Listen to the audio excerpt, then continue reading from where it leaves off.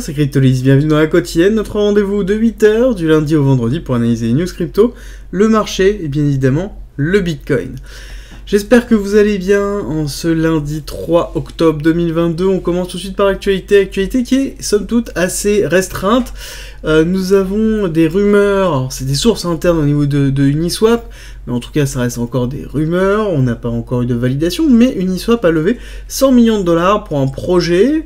On ne sait pas encore exactement quel projet d'expansion qu'ils ont, mais ce ne serait que le début de la levée de fonds, et il y aurait donc d'autres levées de fonds, ou en tout cas une continuité de celle-ci, qui se mettrait en place. Je pense que c'est quelque chose à suivre. On sait que Uniswap est un acteur majeur de la DeFi, et on sait aussi qu'ils ont une volonté de progression qui est assez colossale. Ensuite, nous avons Celsius qui fait encore parler de lui. Celsius donc, est toujours en pleine restructuration, et qui parle de la possibilité de vendre des stablecoins pour rembourser une partie des créditeurs dans lequel on n'a aucune information, sans confirmation de qui, ni de comment, ni de la sélection des personnes qui seraient potentiellement remboursées, à savoir que pour l'instant ça a été retiré, enfin en tout cas ça a été refusé par le tribunal, à voir justement est-ce que ça va revenir derrière, surtout qu'on a appris il y a assez peu de temps que le CEO Alex Molchinski, qui a démissionné il y a quelques jours, avait retiré 10 millions de dollars quelques semaines avant le gel des comptes et la procédure de dépôt de bilan. Et est-ce que ce départ, cette démission d'il y a quelques jours, c'était en avance par rapport aux infos qui avaient fuité par rapport à ça? Et c'est vrai que forcément, c'est un peu compliqué d'accepter le fait que le CEO ait retiré 10 millions de dollars, en sachant pertinemment, parce qu'on savait depuis très longtemps, que Celsius avait un énorme trou dans sa balance comptable, et que à un moment donné, ils allaient déposer le bilan. Donc là-dessus, j'espère que, en tout cas, ça ne restera pas là, parce qu'on est quand même dans quelque chose qui est très frauduleux, et sur lequel il pourrait avoir des grosses conséquences pour le CEO. Ensuite, l'actualité de cette semaine se basera principalement autour des US, bien évidemment, avec ce qu'on attend, c'est le chiffre du chômage, voir si on a un chômage qui éclate à la hausse. Pour rappel, si le chômage éclate à la hausse, ça sous-entend que on va avoir, qu'il y a un impact fort au niveau des taux d'intérêt de la Fed, et donc potentiellement une diminution des taux. Ça veut dire que on arrive dans une zone très forte dans laquelle on serait dans une récession réelle, à savoir qu'on est dans une récession technique pour les US, mais tant que le chômage n'éclate pas, on n'est pas dans une récession réelle, et donc là-dessus, c'est vraiment l'élément clé qui pourrait faire basculer potentiellement le marché US fortement à la baisse. Ces chiffres-là, ça arrive vendredi, et ensuite ce qu'on va attendre, c'est les taux d'inflation pour voir s'il y a un impact réel des taux, à savoir qu'on a deux vecteurs, un, le mortgage, donc à 30 ans, qui continue d'augmenter, ce qui est logique, et ensuite nous avons la diminution du pétrole, et donc du moyen énergétique, qui pourrait justement contrebalancer cet effet-là, à voir l'évolution month to month, ce qui va se passer, et ça va être un petit peu l'élément déterminant pour cette fin de trimestre. On a eu les news de l'augmentation des taux, on a eu l'explication de la position de la Fed sur les mois à venir. Maintenant il faut juste voir, est-ce que oui ou non, on a un impact fort au niveau de l'économie américaine et de l'inflation, ou si ça reste encore mitigé, à ce moment-là, on aurait une grosse augmentation et un gros palier le temps que ça se régule. En tout cas, c'est vraiment le moment important à retenir pour cette semaine et la semaine qui vient. Et nous avons terminé sur une nouvelle. On va attaquer la partie technique, mais avant, petit rappel sur le Discord que j'ai créé exprès pour le partage d'informations et le fait de pouvoir avoir un hub d'informations centralisé dans lequel toutes les infos sont consolidées, sont partagées sur la totalité de la blockchain, de la crypto-monnaie, du trading et de l'investissement. C'est pour regrouper aussi des passionnés, parce qu'il est toujours très compliqué de pouvoir discuter de notre passion, en tout cas dans la vie de tous les jours, et c'est important d'avoir quelque chose où on peut échanger de façon bienveillante. Et pour aller plus loin, justement, on a mis en place une partie premium avec ce Discord, dans lequel on a défini qu'on allait avoir plein d'avantages, plein de contenu en plus. Il y a plus d'une centaine de vidéos, 300 pages de guides, et ça continue d'augmenter tous les jours, voire toutes les semaines, tous les mois. Il y a des stratégies de trading, il y a des stratégies d'investissement, il y a des guides, des formations, il y a des lives, des briefs quotidiens que je fais. Donc tout simplement, après la quotidienne, je vais faire un brief exprès pour les premiums sur l'état du marché. Et dans le premium, il y a aussi plus de signaux qui sont donnés, globalement, tout pour aller plus loin, plus rapidement, et pouvoir se préparer au prochain bull run. C'est un petit peu le principe même du premium, c'est ce qui donne la tonalité pour pouvoir financer aussi le reste du Discord. On va attaquer la partie technique avec notre rappel habituel de notre schématique Heliotis, vague 1, vague 2, vague 3, 3 terminés en avril 2021. Nous sommes actuellement dans la 4 retracement classique de l'héliotisme. Retracement effectué en A, B, C, donc 3 temps, classique aussi, B avec extension, C avec extension, dans lequel nous sommes dans le retracement 382, et globalement c'est un peu l'idée, est-ce qu'on va rester dans ces zones-là, ou est-ce qu'on va casser plus bas? On a des targets à 14 500 et 10 000.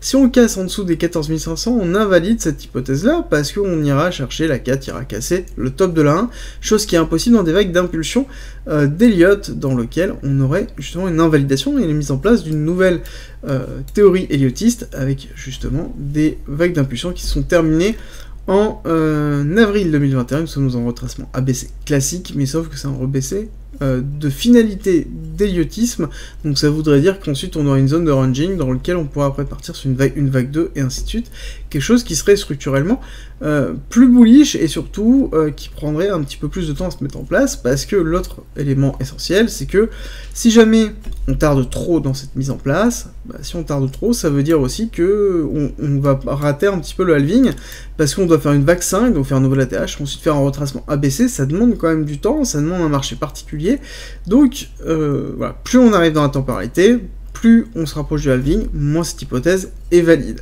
L'autre élément à prendre en compte, c'est que nous sommes dans une zone de réaccumulation de Wyckoff en BC, AR, ST, SO.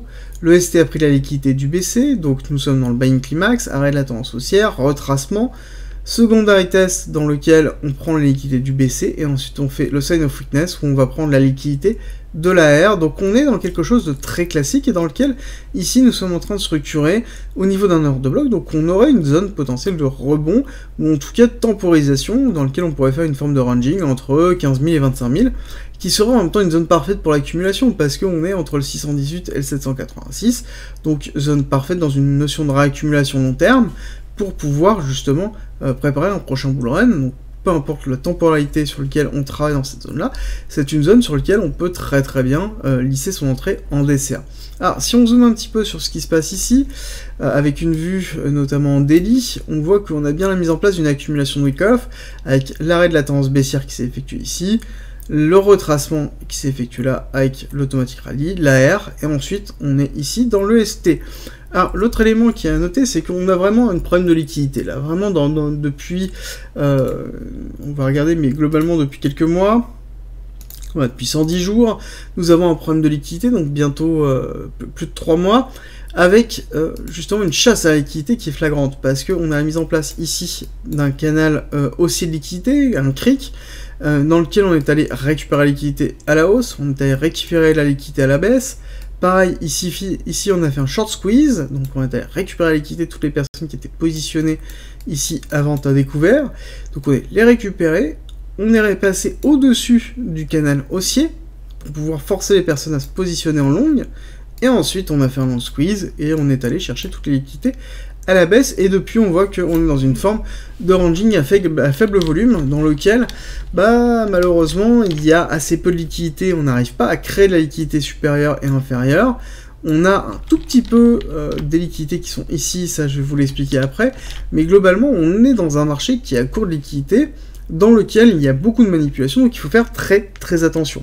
Et ce qui est intéressant de voir, c'est qu'on a quand même aussi un marché, et ça c'est important de le noter, qui est majoritairement résilient. Quand on regarde ici les derniers jours, donc depuis le 21 septembre, nous sommes plus ou moins dans quelque chose qui est plutôt haussier, même si on est dans un niveau qui est plutôt bas, dans lequel on se rapproche vraiment des 18 000, des 17 500 et du SC, d'accord, parce qu'on rappelle que le principe de Wyckoff serait ici de faire un ST, potentiellement une petite accélération haussière, puis après un STB, donc une prise de liquidité avec une cassure en dessous du SC, donc en dessous des 17 600, mais on est quand même dans quelque chose qui est plutôt résilient. On a vraiment un cours qui est en progression, quand on le compare notamment avec les indices comme le Nasdaq, qui ont fait des plus bas, dans lequel on a vraiment break baissier, on a validé en dessous.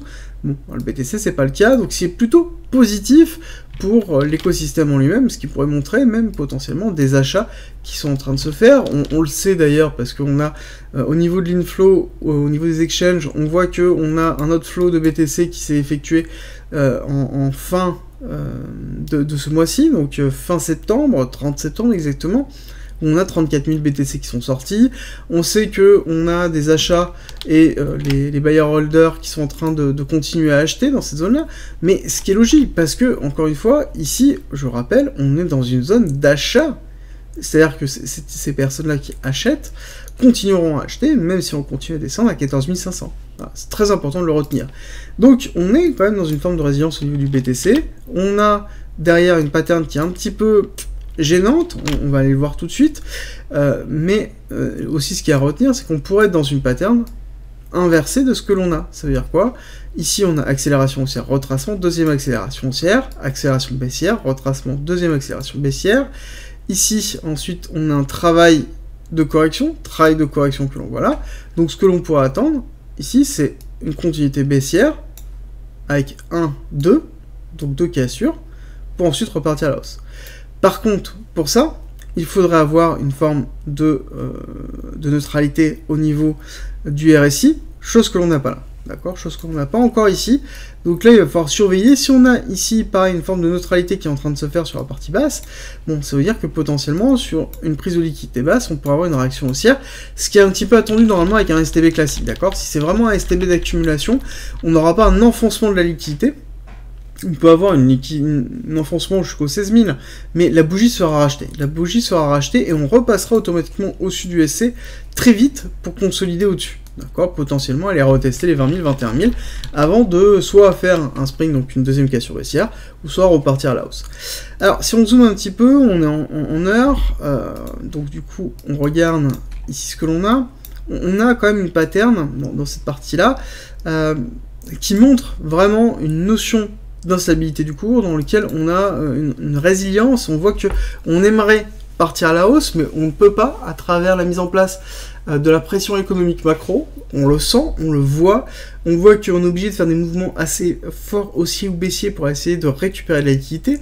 On a mis en place des canaux des triangles de compression que l'on avait ici et ici pour créer de la liquidité. On a explosé à la hausse, à la baisse, mais on a vraiment du mal à condenser la liquidité pour créer un véritable momentum, que ce soit haussier ou baissier. C'est vraiment très très compliqué. Et c'est un petit peu ce qui est en train de se passer ici aussi.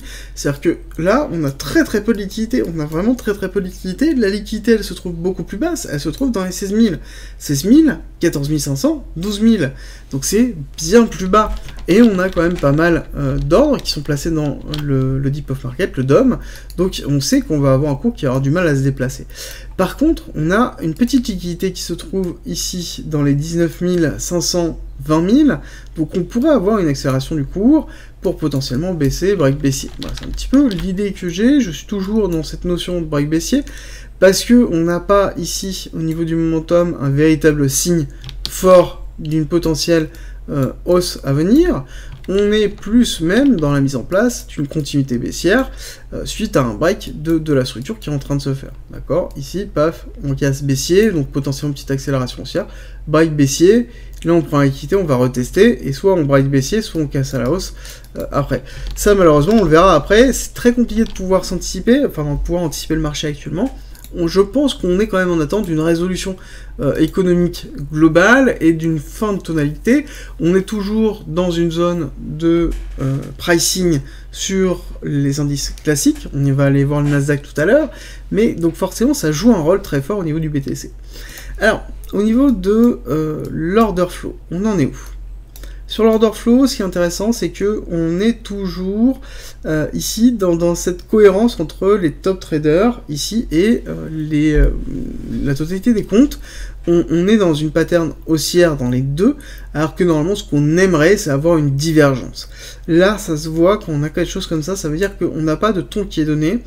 On a même ici, on voit bien, le cap de l'open interest qui reste à 120 000, quelque chose qu'on a retrouvé aussi dans cette zone-là, vraiment de neutralité. Donc globalement, on pourrait considérer que tout ça est une zone de ranging très forte sur laquelle on est dans une zone de neutralité, donc globalement depuis le mois de septembre. Mois de septembre, dans une zone totalement de neutralité au niveau du BTC, alors que le mois de septembre, vous allez le voir tout de suite pour le Nasdaq, bon bah le mois de septembre, ça a été la chute, ça a été de la chute très très forte, alors que le BTC, somme toute, a quand même été relativement résilient de cette zone-là. C'est-à-dire que si on regarde 29 août, on a fait ici, le plus bas qu'on a maintenant, donc si on regarde le 29 août au plus bas de maintenant, on a fait moins 1,6%, ok.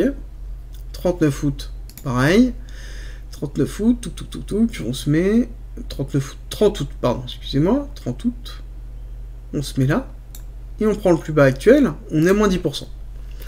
Normalement, quand le Nasdaq prend moins 10%, en tout cas c'est ce qu'on avait au début quand on avait une véritable cohérence dans cette partie-là, ici, très très forte, où on avait quand même pas mal d'injections de produits dérivés dans lequel le BTC était instancié avec notamment pas mal d'autres actifs, on avait une cassure très très forte dans lequel où on avait globalement la diminution de la macroéconomie, x2, x3, x4, donc là on aurait chuté de 30%. Ce n'est pas le cas, et c'est un petit peu la vidéo que je vous ai, enfin c'est un peu ce que je vous ai expliqué dans la vidéo de samedi, dans lequel voilà, je vous montre que c'est pas parce que on est dans une pattern baissière de correction générale sur la macroéconomie que certains actifs ne peuvent pas performer, et la résilience du BTC montre que potentiellement, même si on break baissier, on pourrait ne pas atteindre des niveaux très très bas au niveau du BTC, on pourrait aller chercher la liquidité et consolider et avoir une forme d'accumulation qui pourrait justement se valider. Alors, au niveau du Nasdaq, on voit que on a break, comme je vous ai dit, on a terminé la semaine dernière en dessous du plus bas, donc on a fait un nouveau plus bas. L'élément important va être aujourd'hui. Est-ce que on retrace aujourd'hui tout de suite et on consolide au-dessus, ou est-ce que justement on continue la pattern baissière et on consolide au-dessous? Si on consolide en dessous, on a une validation réelle d'une continuité baissière qui va nous amener sur une semaine potentiellement à aller chercher les 10 500. Voilà, 10 500, donc une pression baissière très forte cette semaine et la semaine prochaine, dans lequel on aurait une pression très forte aussi sur le BTC, avec potentiellement encore soit un petit break baissier, ou une continuité un petit peu comme on a là, avec des petites chutes, et des périodes de ranging pendant une semaine, chute, ranging, chute, ou voire petite accélération haussière pour pouvoir retracer un petit peu, et ensuite ranging, mais globalement on va rester, je pense, dans cette zone-là, break un petit peu baissier. Pour moi, je verrais bien, voilà, un peu le ranging que je vous ai donné, 15 500, enfin 15 000 jusqu'au 25 000, sur lequel on pourra avoir le cours qui va aussi entre les deux, et dans lequel on pourrait aussi mettre en place du trading de range, sur lequel on aurait la continuité d'une accumulation sur le long terme, le temps qu'il y ait une résolution macroéconomique, pour pouvoir donner le go sur le reste des cryptoactifs.